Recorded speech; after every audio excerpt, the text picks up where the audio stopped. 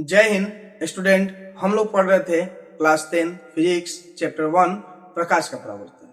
ठीक है, तो देखिए प्रकाश के परावर्तन में हम आपको A बराबर R/2 फॉर्मूला जो खानदानी क्वेश्चन का आया था बिहार बोर्ड का, वहां तक आपको पढ़ा चुके हैं। आज जो हम लोग पढ़ेंगे इसमें ये हम लोग पढ़ेंगे कि गोलीय दर्पण के लिए किरण आरेख की बनावट कैसे हो।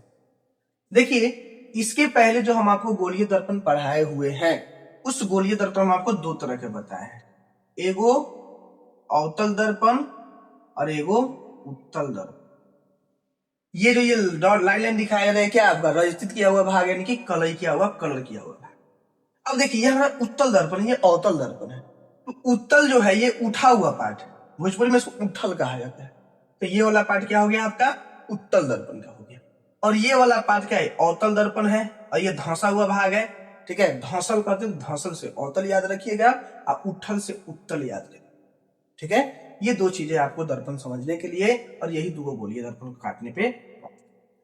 ठीक है, चलिए तो आज हम लोग पढ़ेंगे इस मुख्य अक्ष के समानांतर आपतित किरण की। अगर किसी दर्पण में जो आपतित किरण है यदि मुख्य अक्ष के समानांतर आता है, ये मुख्य अक्ष हो गया, यहाँ P हो गया, यहाँ पर क्या हो गया फोकस हो गया, और ये सेंटर हो गया।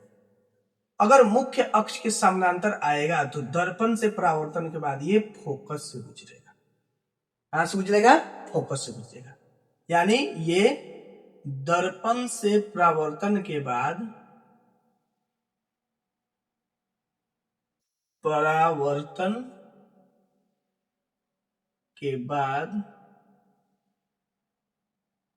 फोकस से गुजरेगा। ठीक है, सेम ऐसे ही अगर आप उत्तल में देखिएगा, ठीक है, तो ये क्या आपका, तो इसका तो फोकस पीछे होगा, सेंटर यहां होगा, तो यहां से आएगा टकरा के ऊपर भागेगा और पीछे ये कीजिएगा डॉट डॉट, ये क्या हो जाएगा फोकस से आता हुआ आपको प्रतीत होगा। ठीक है, तो ये हो गया हमारा अवतल में, ये हो गया उत्तल में। ठीक है, समझ में आया कैसे हुआ। चलिए फोकस की दिशा में आपतित किरण, अगर कोई किरण फोकस की दिशा में आती है तो क्या होगा। तो देखिए ये मान लीजिए हमारा क्या अवतल दर्पण है, ये इसका मुख्य अक्ष हो गया, P बोलेंगे इसको, ये हो गया फोकस और ये हो गया आपका सेंटर। तो अगर फोकस की दिशा में कोई आती है तो ये टकराने के बाद क्या हो जाएगा, इससे समानांतर निकल जाएगा। ठीक है, यानी ये फोकस की दिशा में जब आपतित होगा तो दर्पण से परावर्तन के बाद ये क्या होगा आपको मुख्य अक्ष के समानांतर जाएगा, मुख्य अक्ष के समानांतर निकलेगा। ये हो गया आपका, अगर यही दर्पण आपका अगर उत्तल रहे, ठीक है, ये आपका मुख्य अक्ष हो गया, यानी ये आपका फोकस हो गया और ये आपका क्या हो गया सेंटर। तो अगर इससे आएगा यानी कि अगर ऐसे आता हुआ रहेगा तो ये क्या हो जाएगा परावर्तन के बाद इसके पैरेलल में निकल जाएगा। इसको आप पीछे बढ़ाइएगा तो ये यहां चला जाएगा। ठीक है, यानी कहने का मतलब है कि कोई भी प्रकाश अगर फोकस की दिशा में, अगर फोकस से आ रहा है प्रकाश, तो दर्पण से परावर्तन के बाद ये जो मुख्य अक्ष है, मुख्य अक्ष क्या निकल जाएगा समानांतर निकल जाएगा। और यहाँ पे भी वही काम हो रहा है आपको उत्तल दर्पण में। ठीक है, यानी दोनों में काम वही होगा। एक जगह वास्तविक प्रतिबिंब बनेगा तो वहां से जाएगा और एक जगह जाता हुआ प्रतीत होगा। जैसे यहां से आकर के ये निकल रहा है इधर, लेकिन ये प्रतीत कहां हो रहा है, पीछे से जाता हुआ प्रतीत होगा। क्यों? क्योंकि इसमें आभासी प्रतिबिंब बनेगा, इसलिए ऐसा होता है। अब देखिए अगर वक्रता केंद्र की दिशा में आए, यह हमारा दर्पण है,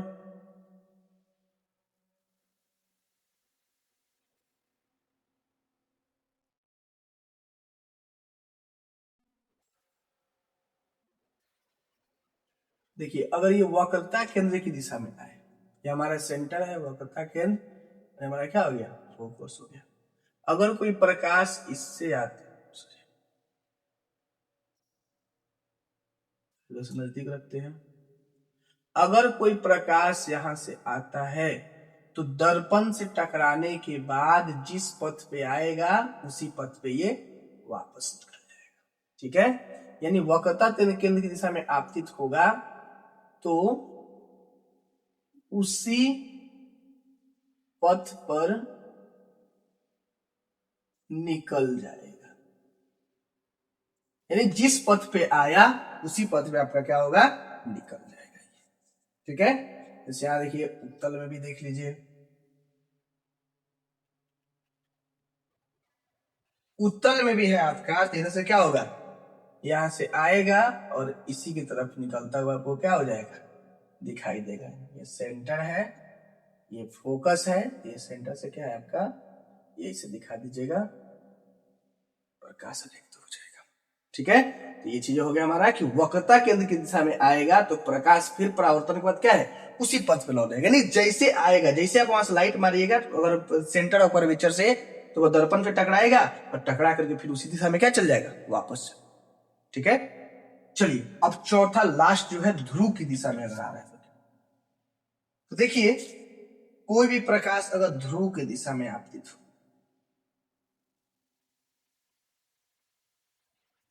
ये P हो गया, ये फोकस हो गया, ये सेंटर ऑफ कर्वेचर हो गया।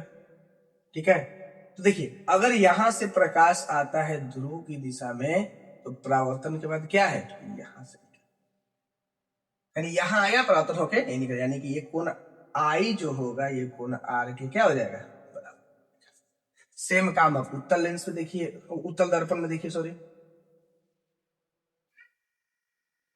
अब यहां जो प्रकाश आपका आ रहा है, ये प्रकाश क्या है, यहां से आएगा फिर यहीं पे ये प्रकाश निकल जाएगा। ये हो गया I और ये हो गया R, ये आपतित प्रकाश, परावर्तित प्रकाश। ठीक है, तो ये रहा हमारा किरण रेखी बनावट। तो इसमें क्या लिखेंगे कि ध्रुव की दिशा में जब प्रकाश आपतित होगा तो वह क्या है,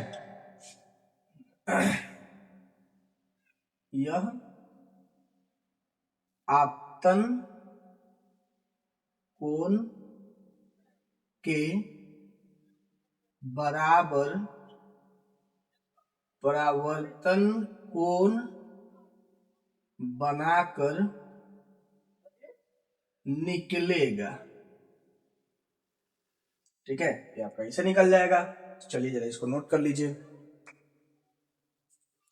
आई होप आपको मेरा वीडियो पसंद आया हो। वीडियो पसंद आया तो वीडियो को लाइक करें, चैनल को सब्सक्राइब करें।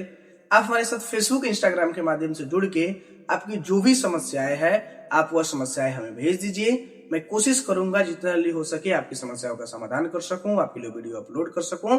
तब तक के लिए जय हिंद।